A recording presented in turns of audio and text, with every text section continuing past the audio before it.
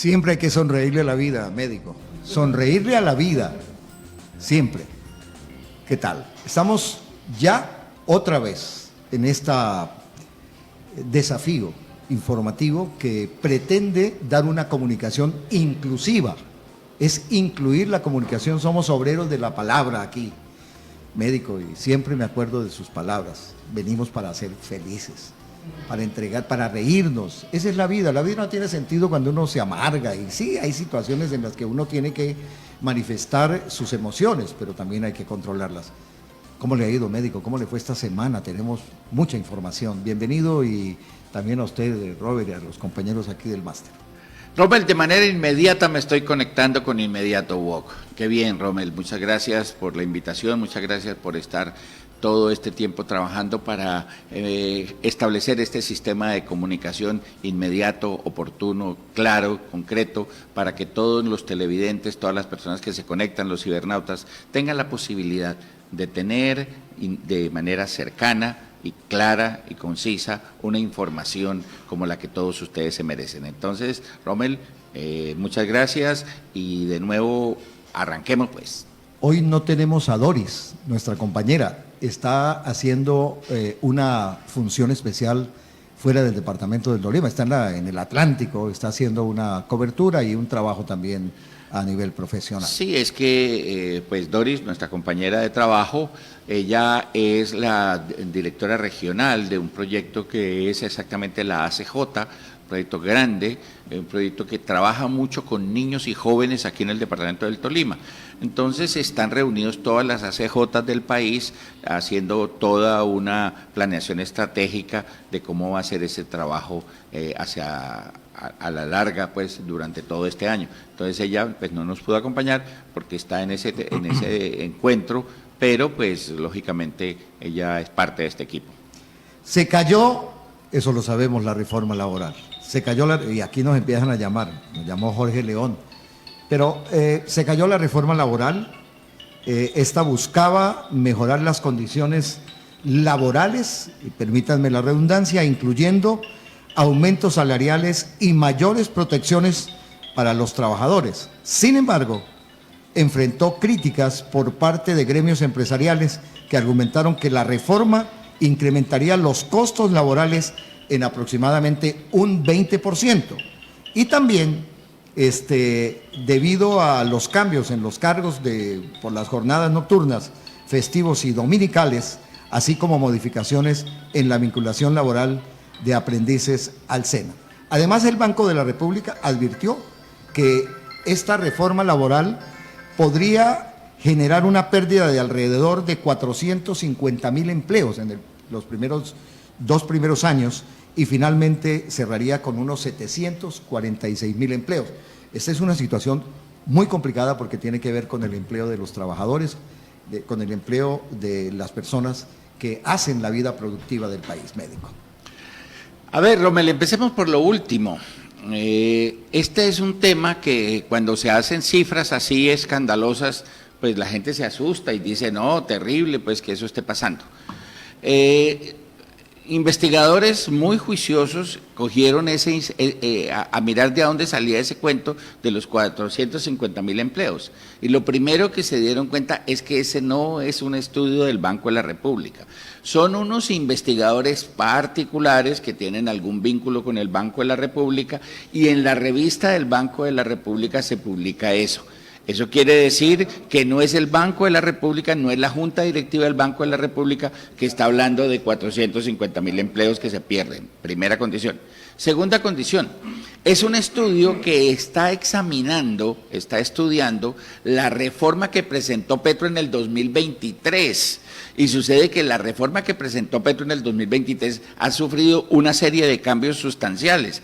Es decir, que ese estudio que dice allí, que es un estudio que cualquier académico que lo mire se va a dar cuenta que es un estudio mal hecho, que es un estudio que no tiene la sustentación teórica necesaria, llega a una serie de conclusiones que son incorrectas. Y la otra cosa es que ese estudio se basa en otros estudios. Es un estudio que tiene 6 estudios con los cuales arranca para sustentar, y estudios todos hechos en en el 2017, 2015 y 2010. Y tiene en cuenta la encuesta general de hogares del año 2012. Es decir, hace unas proyecciones que son perfectamente injustas y que no son. Entonces, no es cierto que se pierdan 450.000 empleos, eso no es cierto. Segundo, no es cierto como lo están diciendo, que eso sea un dato del Banco de la República. Tercero, no es cierto que según ese estudio se vaya a incrementar en un 20%. Lo que dice el estudio es que se incrementaría el costo laboral en un 6.7%. Eso es lo que dice el estudio, no en el 20%. Pero si revisamos juiciosamente, lo que se debería presentar es un incremento del 3.8% con la siguiente característica. Ya en el 2012 hubo una reforma laboral y esa reforma laboral incrementó los costos y mejoró sustancialmente el empleo formal. Ahora, esto argumentan que esto no está formalizando el empleo. Es que no es una reforma laboral para formalizar el empleo. Para generar empleo hay que hacer una nueva reforma y tiene que ver con la reindustrialización, pero eso es otro tema que lo podemos tratar más adelante, mi querido Rommel. Ya. En el año 1945 ya se hizo una reforma laboral. La ley 6 de ese año estaba en el gobierno del doctor Alfonso López Michelsen. En el año 90 se hizo otra reforma laboral, la ley 50.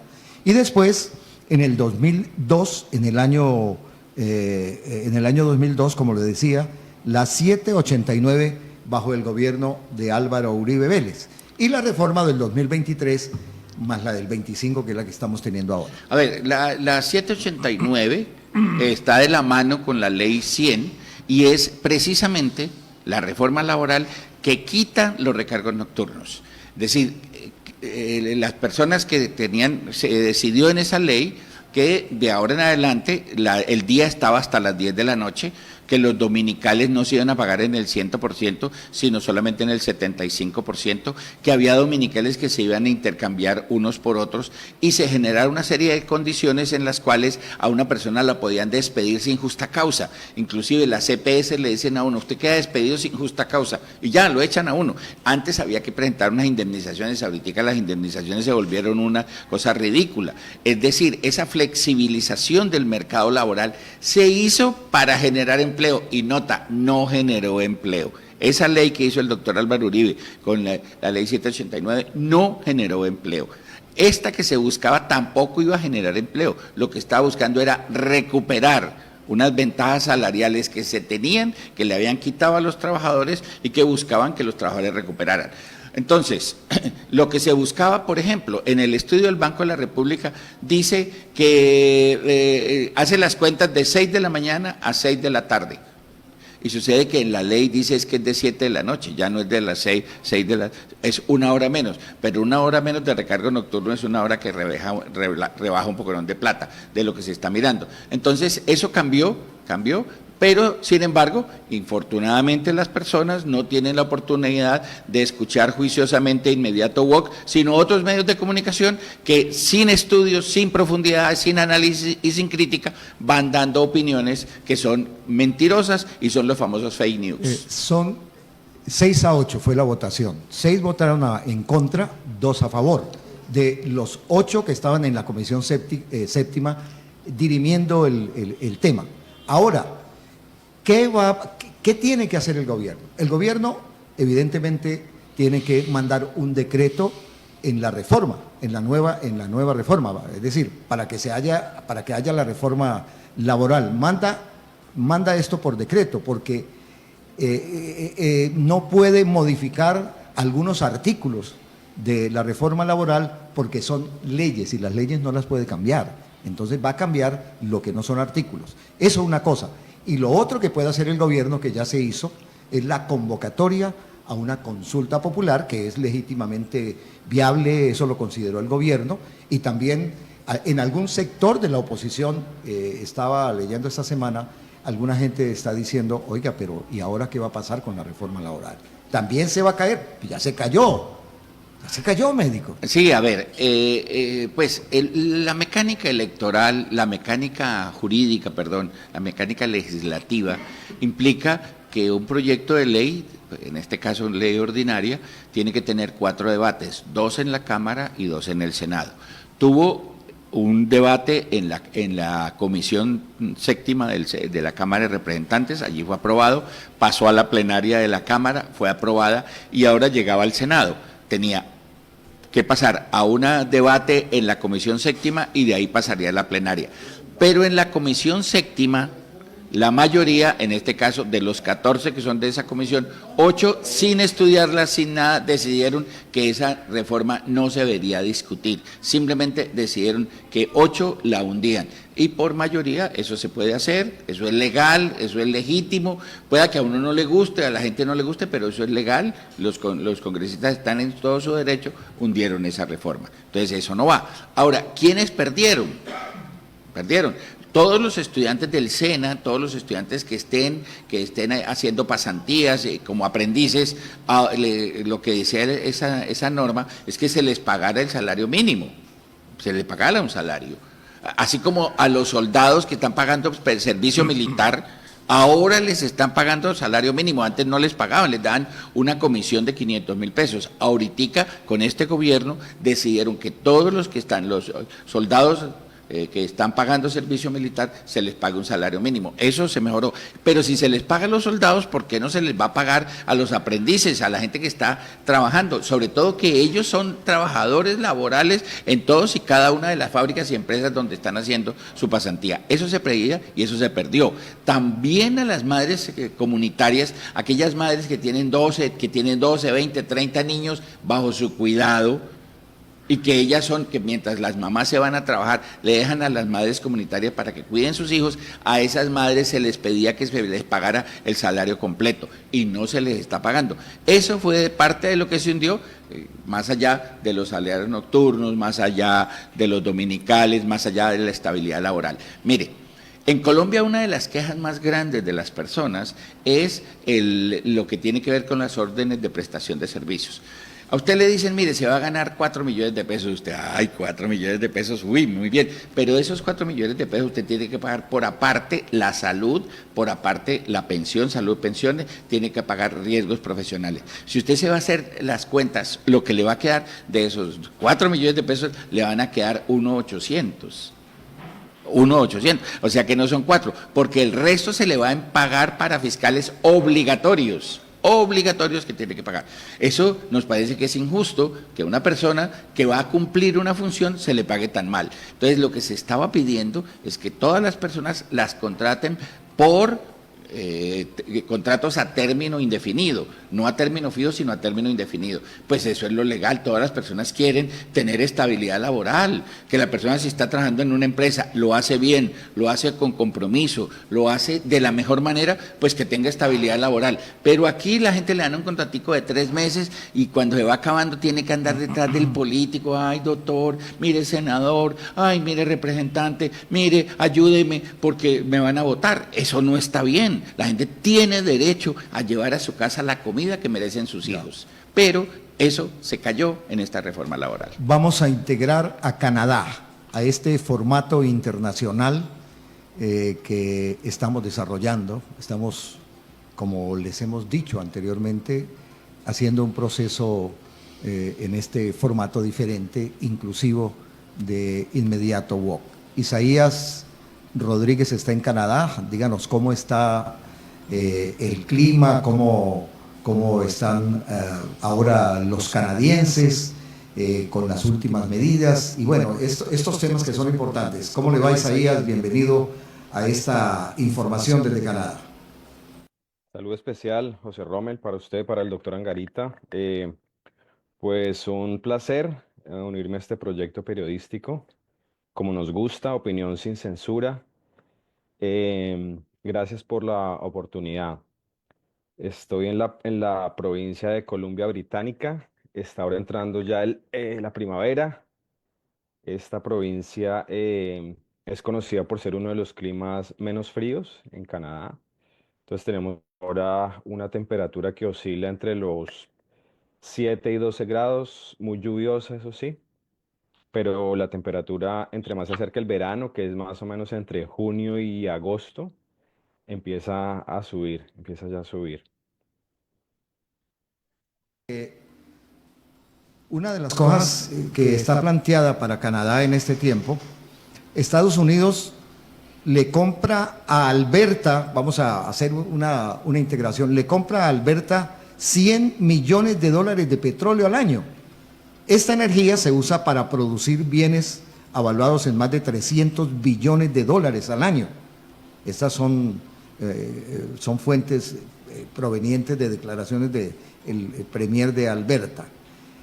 Y también hay otro tema que podemos ir redondeando y que usted podría exponer, que tienen algunos depósitos de petróleo y gas natural los más grandes del mundo. Lo consideran como el as bajo la manga contra Trump. Ese es un tema que debemos conocer ahora que está tan en boga el mandato y las decisiones del presidente Trump, que tienen muchas, pero mucha oposición a nivel internacional, médico. Primero déjeme saludar a Isaías. Por Hacía favor. días no Por tenía favor. la oportunidad y se ve muy bien, se ve muy sanito, se ve muy vital, qué bien. Y que ya por lo menos está saliendo de ese frío intenso, terrible que hace en Canadá, porque en Canadá hace un frío pavoroso. Pero, Rommel, eso que están planteando me parece muy importante que los ciudadanos se den cuenta, todos los cibernautas, todas las personas que están conectando aquí con nosotros se den cuenta. La mayoría de la gente está mostrando la idea como que Trump le va a dar varilla a todo el mundo, le va a dar fuete a todo el mundo y que todo el mundo se va a asustar. Un momentico, Canadá le está diciendo como lo está diciendo México y lo están diciendo otros, un momentico, usted nos va a poner unos impuestos, no se preocupe que nosotros le vamos a poner otros y esos otros también lo van a perjudicar. Esto va a ser una guerra de aranceles, un toma y dame que seguramente va a poner a Trump con cuidado. Miren lo que pasó con México. Sheinbaum le dijo una cosa, así usted me va a poner estos impuestos, aquí yo no me... Entonces dijeron, bueno, estudiémoslo un mesecito más, y ahí van, pero ese mes le representa a México un ahorro de poconón de plata de lo que tiene que ver con impuestos, y en esta negociación esos impuestos no van a ir, lo que pasó con Colombia y lo que va a seguir pasando con otros países. Y China ya le dijo, recuerde que el 70% de la deuda externa de los Estados Unidos la compró China. Así Ajá. que usted, si alguien le debe plata al mundo, es Estados Unidos a China le No, debe es plata. que es contradictorio, médico, muy contradictorio para que Isaías ya esboce un diálogo que vamos a tener. Es contradictorio. En el país donde la mayoría y la historia son migrantes, es donde están sacando a los migrantes. Trump es de Trump origen es irlandés, migrante. es el migrante, Bueno, es de origen entonces hay una irlandés. contradicción. No, él nació en Estados Unidos, pero es de origen irlandés. Bueno, y la migración de los Estados Unidos que se dio en 1500, en 1600, son todos migrantes. Entonces hay una primera contradicción. La segunda tiene que ver con lo que estamos hablando ahora. Tiene que ver con lo que se está planteando en este momento, y yo prefiero que sea Isaías quien nos explique este tema relacional en la parte de la economía y en la parte de la política y la política migratoria. Entonces vamos con Isaías. Vamos con Isaías Isaías, es un panorama interesante para el análisis y también para la reflexión, pero también para la concientización. Sí, creo que sería necesario contextualizar un poco para entender mejor lo que está pasando. Canadá está yendo a través de una transición política. El primer ministro Justin Trudeau renunció por motivos muy ajenos al tema con Estados Unidos, temas internos, y está asumiendo un nuevo primer ministro que se llama Mark Carney. En ese cambio de primer ministro se da este tema con Estados Unidos. Nadie entiende qué pretende Trump con este método de imponer aranceles, pero Canadá y Estados Unidos tienen la mayor alianza comercial de dos países en el mundo. Es la mayor alianza comercial. Han sido aliados estratégicos por muchos años y el pueblo canadiense está, como diríamos en Colombia, está berraco. La gente aquí se considera traicionada porque han tenido una relación comercial muy larga. Y efectivamente, afirmando lo que decía el médico Angarita, la respuesta del gobierno canadiense hacia el gobierno de Trump ha sido decir vamos a responder, aquí le llaman retaliación, vamos a retaliar cualquier arancel que usted nos ponga dólar por dólar. Entonces, después de que Trump anunció el 25% de aranceles para Canadá, el primer ministro en ese momento, Trudeau, antes de salir del cargo, anunció que iban a retaliar dólar por dólar. Eso ya está en efecto. Ahora, algunos consideran que Trump se está dando un tiro en el pie, porque el peor país para tener una guerra comercial con Estados Unidos es Canadá, porque Canadá también tiene, digamos, unos elementos, para no decir unas armas, con las que podría hacerle mucho daño al pueblo americano o norteamericano, a Estados Unidos. Y una de ellas es, como usted lo mencionaba, la provincia de Alberta. Aquí le dicen provincia en lugar de departamento. La provincia de Alberta tiene una de las reservas de gas y petróleo más grandes del mundo y abastece, no, usted dijo 100 millones de dólares, no son 100 millones, son 100 billones de dólares, José Rommel, para la producción en Estados Unidos. Y esos bienes se transforman y se convierten en 300 billones de dólares para la economía norteamericana o estadounidense, porque Norteamérica es Canadá y Estados Unidos.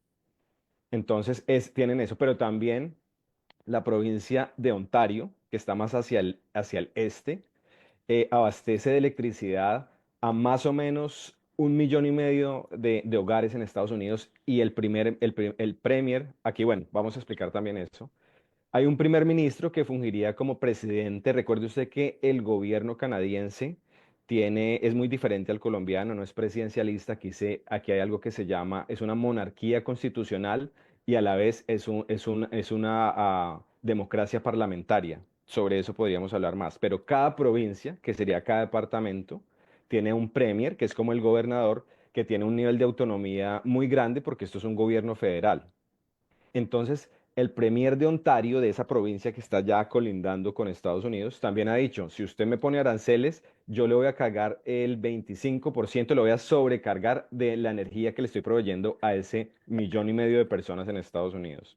También la provincia donde yo estoy, que es Colombia, Colombia Británica, por aquí pasan los camiones para Alaska, de Alaska para Estados Unidos, para abastecerlos de madera, de diferentes recursos naturales, también le pondrían aranceles a ese transporte. Entonces yo creo que Canadá tiene unos elementos clave para también hacer daño. Obviamente el pueblo canadiense es un pueblo, yo diría, fraterno y están tratando de evitar a toda costa esa guerra comercial que está planteando Trump, pero parece que no tiene reversa y yo creo que los dos países van a sufrir mucho. Aquí se habla de una recesión. Yo creo que Canadá ha sido uno de los principales beneficiarios de esa prosperidad económica que ha tenido Estados Unidos, particularmente después de la Segunda Guerra Mundial y muy particularmente desde los años 70 para acá, cuando vino el auge del neoliberalismo con la Escuela de Chicago. Entonces, pues el tema está en boga, pero Canadá tiene herramientas para defenderse y el tono de los líderes políticos canadienses, en cabeza del primer ministro Mark Carney, es vamos a retaliar en la misma proporción en que se nos impongan los aranceles.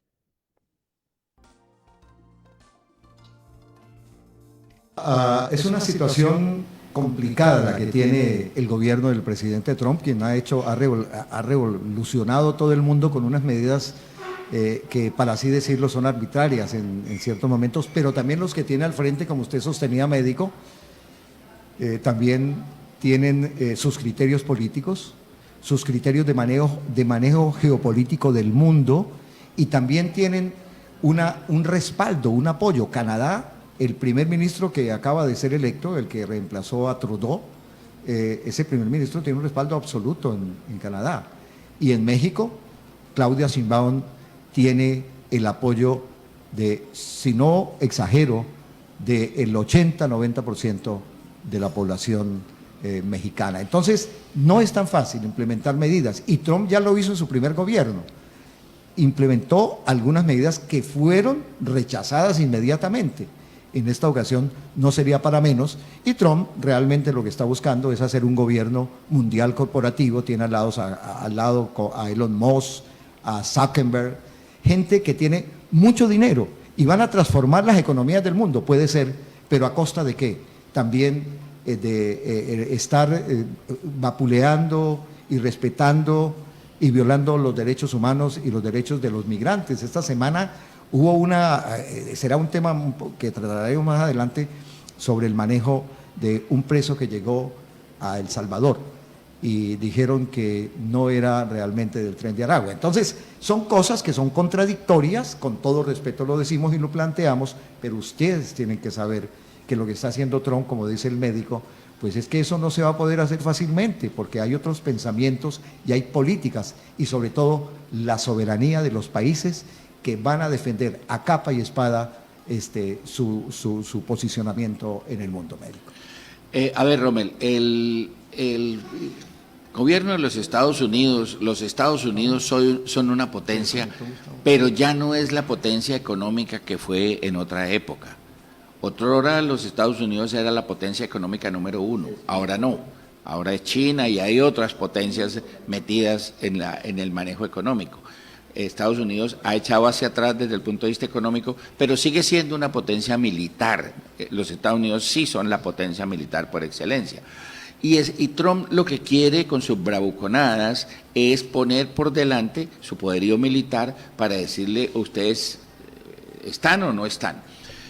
Aquí algunos analistas colombianos, yo pienso, con todo el respeto, como dice Rommel, despistados están diciendo, es que los Estados Unidos ha roto el multilateralismo, es verdad, Estados Unidos está rompiendo los tratados de libre comercio. Existía un tratado de libre comercio con Canadá y México y lo rompió. Sí, Él claro. decidió echarlo para atrás, dice que no.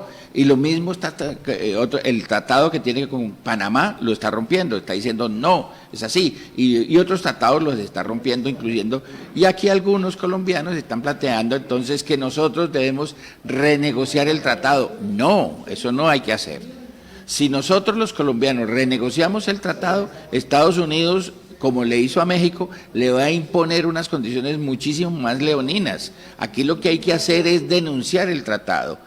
Al denunciar el tratado, quiere decir que a nivel internacional uno niega ese tratado, dice que los Estados Unidos lo rompió unilateralmente y ya no tendríamos que cumplirlo. Y eso sería un manejo internacional inteligente de un país autónomo si Colombia está tomando esa determinación. Entonces, yo lo que creo es que los Estados Unidos está haciendo unas medidas muy mediáticas, que están mostrando muchas cosas, pero que tienen a mucha gente preocupada y estoy seguro que esto no les va a ir bien, porque ya se están viendo problemas de desempleo, están generando problemas complicados con la inflación en los Estados Unidos.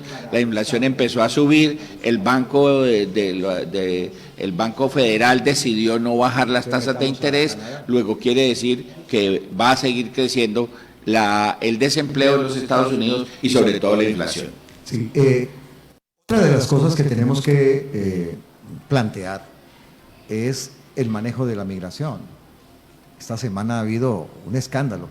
Aparte de eso, Trump, la Corte de los Estados Unidos, un juez de los Estados Unidos, están viendo cuál es la actuación que él está teniendo y que está utilizando, qué mecanismos políticos y migratorios está utilizando para hacer todo este tipo de cosas que son, como decía el diario El País de España, pasan de ser una estrategia a ser un abuso frente a los derechos humanos.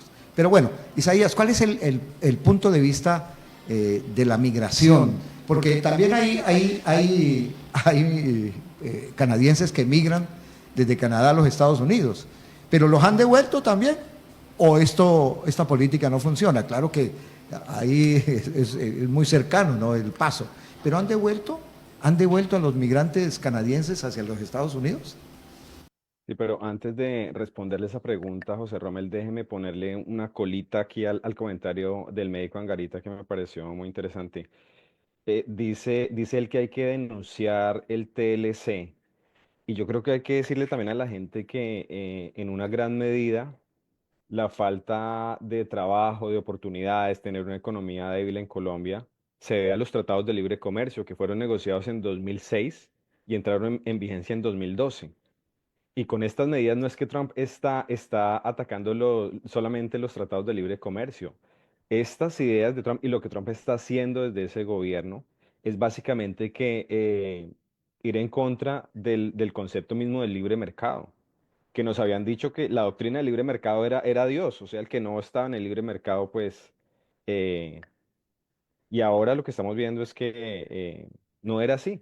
Trump está yendo en contra del libre mercado y entonces el doctor Angarita dice, bueno, pero hay que denunciarlo, pero ¿ante quién? Si lo que hemos visto con este caso de los aranceles, así como lo vimos con el genocidio con Gaza, contra el pueblo de Gaza, es que la institucionalidad internacional no funciona. ¿Dónde está la Organización Internacional de Comercio diciendo, hey, estas son las sanciones para Estados Unidos por romper los tratados de libre comercio? No hay tal. Entonces es un tema muy complejo. También hablaba el médico Angarita sobre el poder militar de Estados Unidos.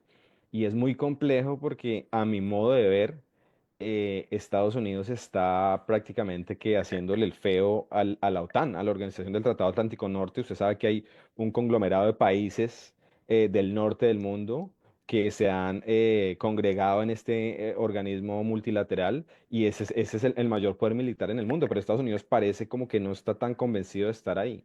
Entonces es muy difícil de interpretar y leer la situación. Con respecto al tema de la migración, pues lo que se ha visto aquí es que uno de los argumentos de Trump para um, imponer estos aranceles que aquí los consideran injustos es decir que a través de la frontera norte, es decir, con la frontera de Canadá, está entrando fentanilo y migrantes irregulares. Pero cuando usted sabe, mira las cifras, la cantidad de fentanilo que entra por Canadá es como el 2%. Entonces no hay tal. Y este tema de la migración, Rommel, hay que decirlo, esto tiene evidentemente un componente racial muy fuerte. Entonces, digamos que bueno, Canadá es un país de migrantes, pero hay una gran proporción de gente blanca, lo que diríamos en español caucásico.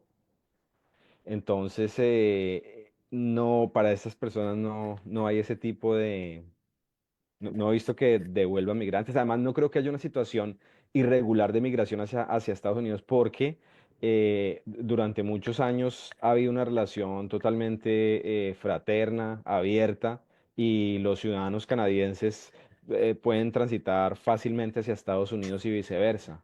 Entonces, no, es muy diferente la situación entre Canadá y Estados Unidos de lo que sería entre Estados Unidos y Latinoamérica.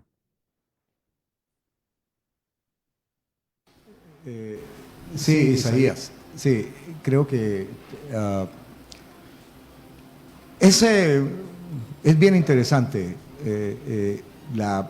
el planteamiento geopolítico, un movimiento donde tiene que ver no solamente Estados Unidos, Canadá, México, pero tiene que ver también China y Rusia.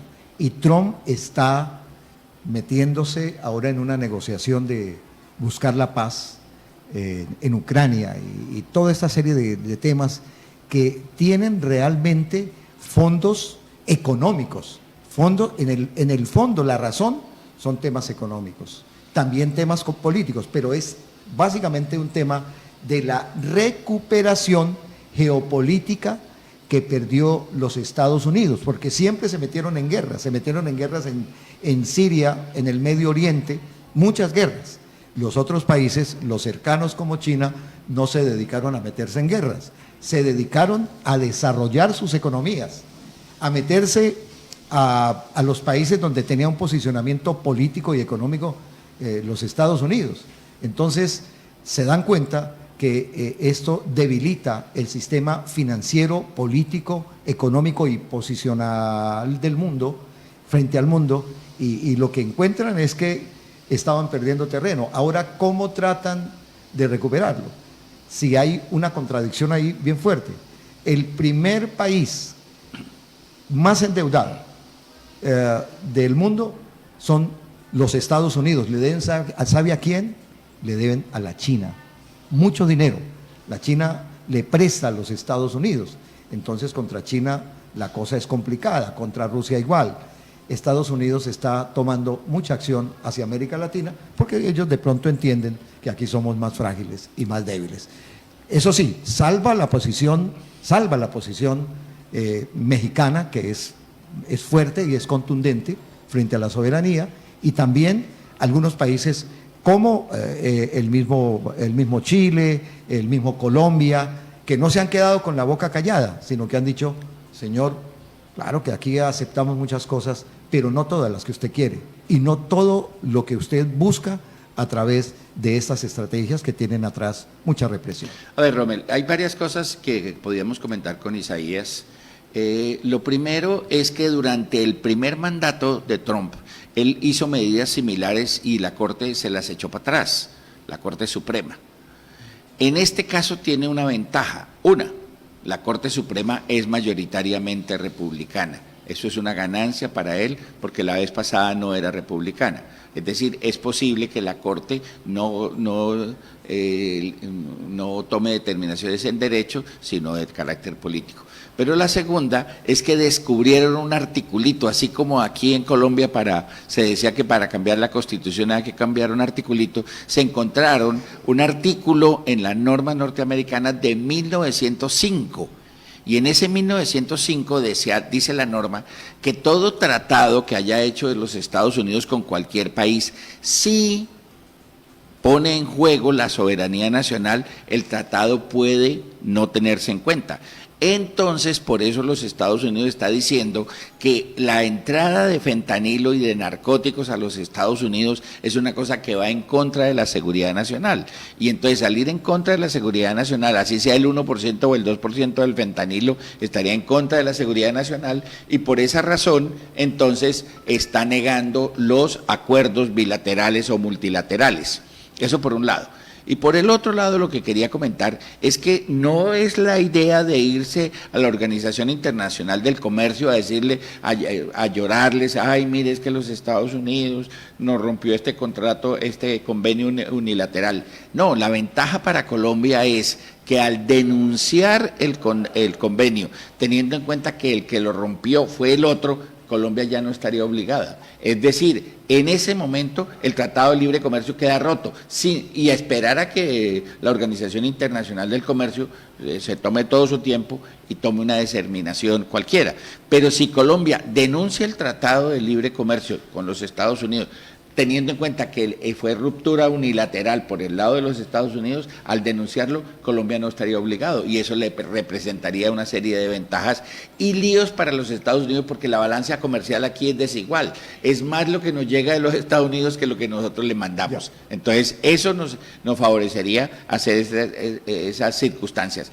Y esa misma medida de lo que tiene que ver con la seguridad nacional es la que están utilizando para los migrantes. Están diciendo, esos migrantes que vienen aquí son los que venden la droga, los que circulan el fentanilo, los que circulan todos los productos que están dañando la sociedad norteamericana y eso, dice Trump, estaría en contra de la seguridad nacional.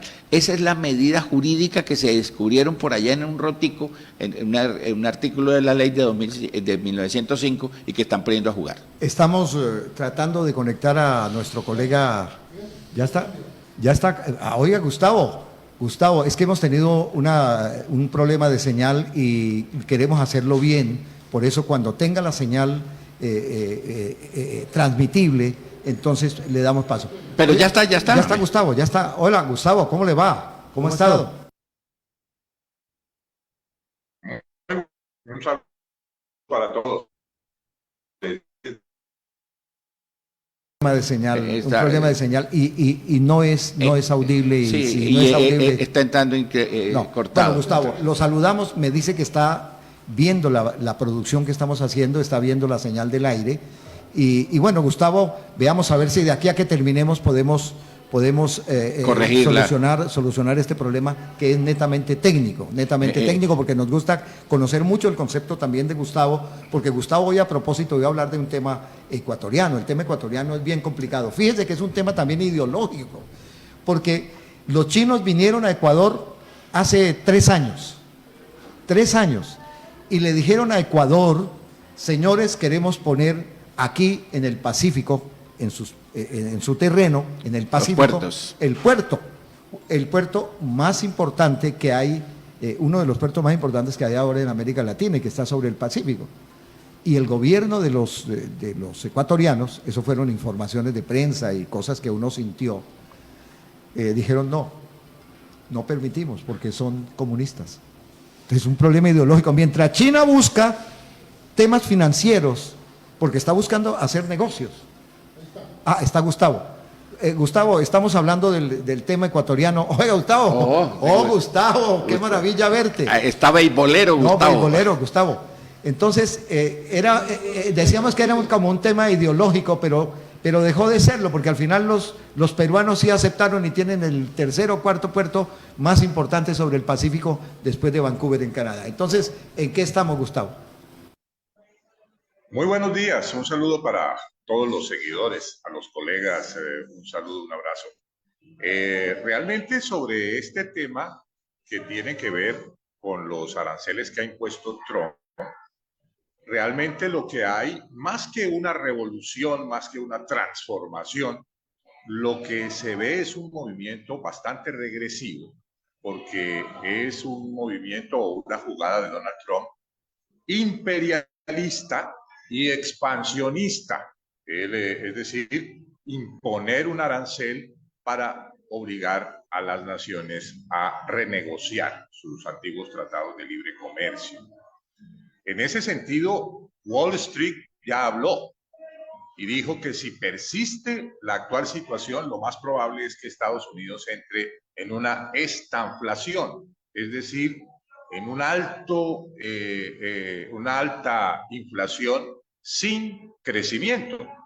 Y precisamente se supone que la acción de Donald Trump y del gobierno norteamericano es para generar más empleo, más productividad, especialmente para el pueblo norteamericano. Ese es el eslogan de campaña, Norteamérica primero. Es decir, hay que de alguna manera medrar con los demás países para generar un crecimiento hacia adentro. Parece ser lo que está buscando Donald Trump. Sin embargo, esto nada de revolucionario tiene, son medidas que se han aplicado desde siempre, es el famoso proteccionismo, en donde se quiere realmente ejercer una presión sobre los proveedores o minoritarios, como ha sido siempre en las negociaciones, en donde el precio lo impone el que tiene el dólar, el que tiene el poder, ¿no? Ya lo había dicho Vladimir Ilich Lenin. El imperialismo es el estado máximo del capitalismo y lo vemos con Donald Trump tratando de comprar tierras, reclamando tierras raras en Ucrania como botín de guerra, ¿no? Querer arrebatarles la nacionalidad inclusive a los propios de Groenlandia, y todo lo que ustedes han analizado ahora, que tiene que ver con Canadá, que realmente conduce a eso, a un estancamiento, a un crecimiento de los precios, como ya se está viendo en el propio Canadá, con muchos productos norteamericanos que están creciendo de precio y que simplemente el consumidor le da la espalda, voltea a mirar a otro lado, sin mayor distingo ideológico.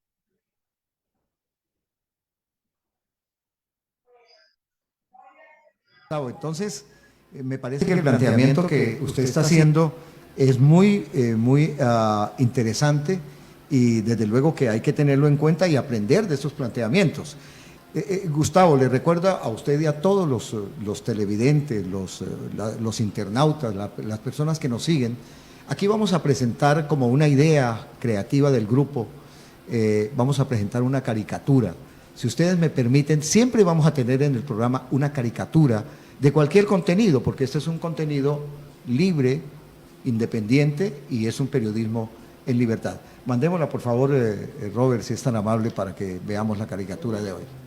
No, y que esa caricatura, que las personas se expresen, nos digan qué les parece, si que nos escriban, qué les gustó, qué no les gustó, haga comentarios. En la caja de comentarios, ahí abajo, ahí abajito, en la caja de comentarios. Sí, ¿qué les hace pensar esa caricatura? Es que los medios gráficos también dicen cosas. Y entonces vamos a tener en cuenta que no solamente sea la voz, sino también imágenes de otra manera a través de la caricatura. El médico es una persona curiosa, yo le conozco, es un hombre organizado, y dentro de sus temas interesantes es que él colecciona música, es un melómano, también colecciona caricaturas, y libros también. Entonces, me parece a mí que es muy pertinente con lo que estamos haciendo. Bueno, ya vimos la caricatura, díganos qué piensa usted de esta caricatura que pusimos ahí. Ahí en la cajita de comentarios, ahí abajo nos dice, médico, pasemos a un tema local. Esta semana, para que todos los colegas también interactúen en Canadá y aquí en Colombia y en Estados Unidos, la alcaldesa de Ibagué, Joana Aranda, recibió una buena noticia. Recuerde que la alcaldesa tenía un inconveniente por doble militancia que esta semana fue resuelta. Indudablemente hubo alborozo en las calles, hubo acompañamiento a la alcaldesa y este es un tema que había que decirlo. Es decir, la alcaldesa no se va, le estaban haciendo una revocatoria de su mandato, de su poder, el manejo de la alcaldía como la primera gerente de la ciudad, y esto el Consejo de Estado fue el que concedió la posibilidad no falló a favor de Joana Aranda. Y esto se presenta mucho a nivel político, usted lo ha visto y lo hemos visto cuando alguien que no nos gusta gana. Entonces, vamos a ver qué le inventamos para que se caiga. No dejen gobernar, también tienen que gobernar los unos y los otros. Aquí la postura nuestra es que me parece que es una buena decisión, dando claridad a todo lo que ha pasado. Y está bien, y la gente queda tranquila y queda conforme, porque eso también desestabiliza el crecimiento y el funcionamiento de la ciudad. Sí, Rommel, esta es una decisión jurídica y política. La decisión jurídica, pues ya está. A última instancia es que la demanda que había contra la investidura, el nombramiento, la designación de la doctora Joana Aranda como alcaldesa de Ibagué no tiene razón de ser y la echan para atrás. El argumento para tratar de echar para atrás ese nombramiento era la idea de la doble militancia. Esa es una decisión jurídica y ya eso es caso juzgado. La doctora seguirá gobernando hasta final de su mandato, salvo alguna circunstancia de fuerza mayor. La discusión política, eso sí es otra discusión, es que eso se amañó, que eso tenía que ver con el uno y con el otro, pero lo cierto es que la doctora Aranda va a seguir siendo la alcaldesa de la ciudad de Ibagué y ojalá lo haga bien, porque los ibaguereños necesitamos de que esta ciudad funcione bien. No estoy de acuerdo con lo que con la postura de algunos ciudadanos que irrespetan esas decisiones. Y bueno, qué bueno que Colombia tiene todavía, tiene todavía unas instituciones que tienen una solidez para tomar este tipo de decisiones. Es decir, la justicia es justicia. Vivimos casi siempre mirándole los huecos a la alcaldesa y la medimos por los huecos. No, creo que el tema, la interacción debe ser más profunda y la reflexión debe ser más profunda y la exigencia más profunda más allá de los huecos. Ibagué tiene la capacidad de crecer, de mejorar, de desarrollar infraestructura de todo tipo. Entonces necesitamos un buen gerente. Hombre, por favor, no vivamos criticando solamente, sino que también admitimos la crítica, pero solamente criticando, mirando lo de los huecos, no, más encima de los huecos hay que ver otras cosas que han dejado de hacerse por algunas razones que explicaremos posteriormente. Sí, Rommel, yo creo que en este momento la situación de la ciudad de Ibagué está crítica, pero vamos a ver, ella está proponiendo cosas, está proponiendo una serie de circunstancias, esperemos que las cosas funcionen. El problema básico es que en Ibagué se ha tomado carrera la idea de que el primer año es planeando, el segundo pensando y el tercero y cuarto ejecutando, pero aquí ya se fue el primer año haciendo diagnósticos, el segundo no se ha visto lo que están planeando todavía, no se sabe, y eso pues tiene ciertas incertidumbres, pero de todas maneras valdría la pena el compás de espera que plantea Rommel y esperar a que ojalá este gobierno encuentre el camino y no tengamos ningún inconveniente y la ciudad salga adelante. Me llamó profundamente la atención porque en Ibagué existe ahora, lo están perfilando a uno. Y entonces lo perfilan en los extremos. O usted es de uno o de otro. Este formato es libre, es libre. Aquí puede venir cualquier tipo de pensamiento ideológico, político, religioso. Por eso es woke, por eso le permite la amplitud. Entonces hay perfilamientos. No es que fulano de tal es de un partido, es petrista, o fulano de tal es uribista. Y eso no nos ayuda mucho a crecer como sociedad. Eso contamina, médico, eso contamina. Le digo porque he oído de personas que han sufrido este tipo de perfilamiento e inclusive, no, usted es petrista, usted no tiene derecho a un trabajo, o es uribista, usted es uribista, usted es fascista, entonces no tiene derecho. Mentira, mentira, mentira. El mundo es de nosotros y agradezcámosle que la vida nos permite ser habitante de este lindo planeta. Pues, a ver, Rommel, yo te cuento cosas como esta. Yo soy médico, soy cirujano, y yo he tenido la oportunidad en la vida de operar a mucha gente. Yo le he abierto la barriga a mucha gente. Y yo no he encontrado ni la primera tripa uribista, ni la primera tripa petrista, ni amarilla, ni liberal, ni conservadora. Verdes sí he visto muchas, pero ya podridas.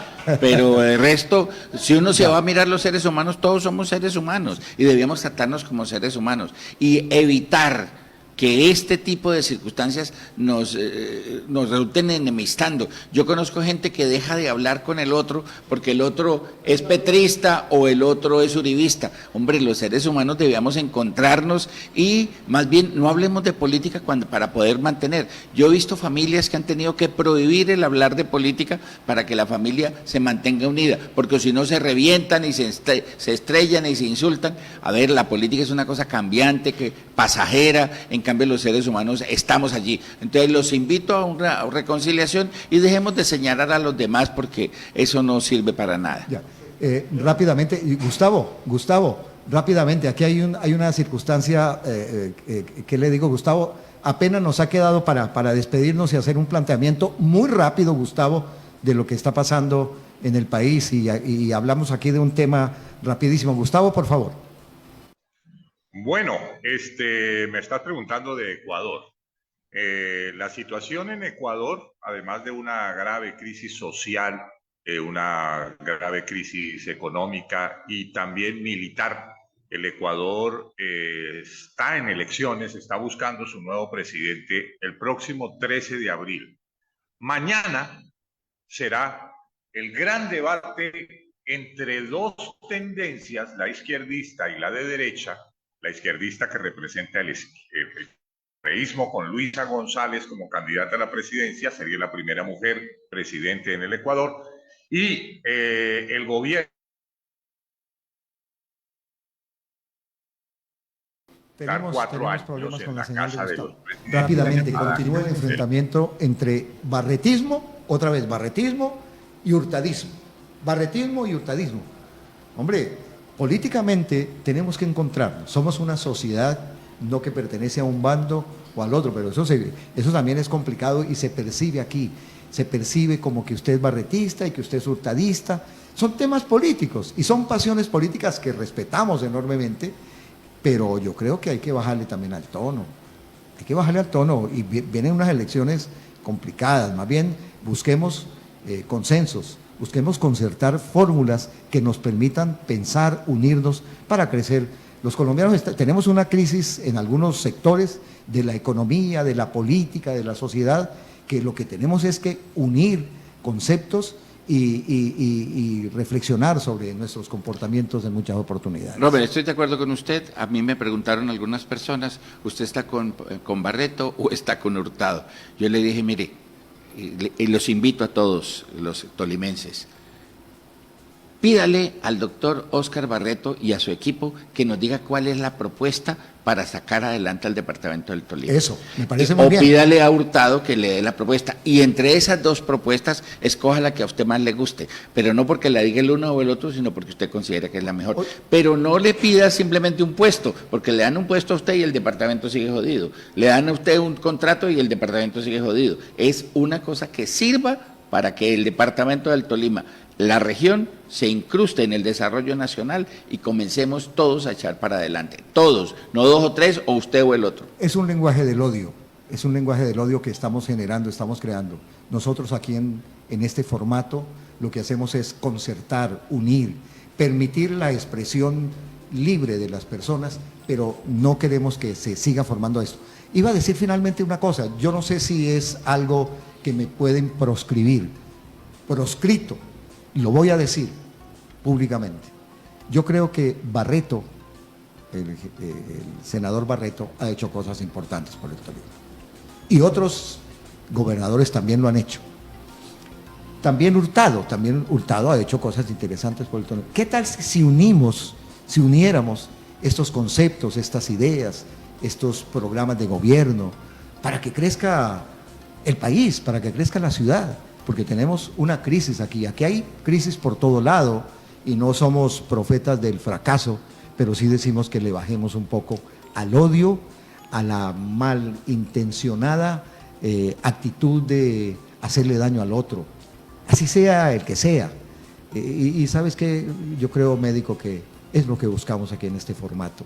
Y usted creo que debe estar de acuerdo conmigo, lo mismo que Robert y lo mismo que los otros periodistas en este formato queremos es hacer, no venimos a hacer la paz, porque la paz, eso está, la imperfecta paz, pero nosotros queremos poner sobre la mesa elementos de unión, elementos de transigir, de no complicar más los temas de ciudadanos. Necesitamos obra pública, necesitamos educación, necesitamos salud. Mire lo que está pasando, médico, a propósito de esa noticia que apareció anoche con respecto a la salud, que la transmitió la cadena Caracol. Robert, sí, pero yo creo que el tiempo se nos está agotando, se nos fue el tiempo aquí. Y listo, y nos quedamos para la próxima porque hay muchos temas que podemos seguir, así que sigan, conéctese de manera directa e inmediata con WOC, que aquí vamos a estar. Gracias a todos los compañeros, a Agustín, a Gustavo con un problema, un tema de técnico ahí, también sí, de conectividad, también a Isaías y también a Robert, quien es nuestro productor, Robert Rojas, un hombre muy conocido en los medios. Muchas gracias, una semana chévere y tenemos reprise el martes y el jueves a las 10 de la mañana. Muchas felicidades para todos. Un feliz fin de semana. Nos vemos.